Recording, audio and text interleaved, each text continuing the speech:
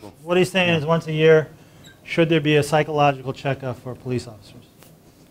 I got a call on that a few years ago. You know my story about the lawyer who kind of asked me about critical incident stress debriefings?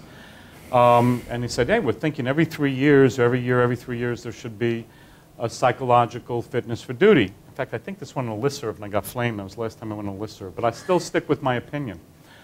My statement to him was, well, if you screened this officer before he got on the job, and now 3 years later, he's been doing police work, and he's no longer fit to be a cop because of psychological issues, what made him unfit to be a cop anymore? I would contend, and if I were his lawyer, I certainly would contend it was the stress of policing.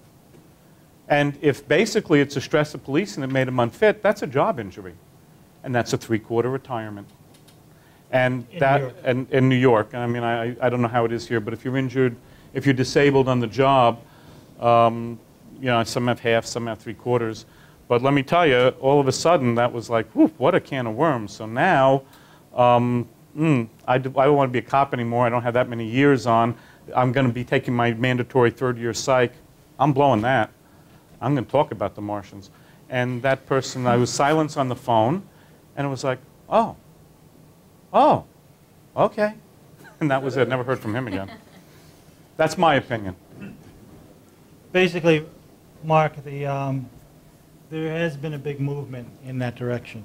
It is maybe not even more fitness for duty, more kind of just like I guess it could be mandatory or voluntary, but just more of a checkup, like how's everything going? It's not pass or fail, it's more for the individual officer. Employment law does not allow a yearly fitness for duty or every 3 years fitness for duty.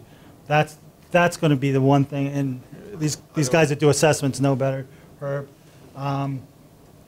That's going to be the one thing that's going to save it. The problem is police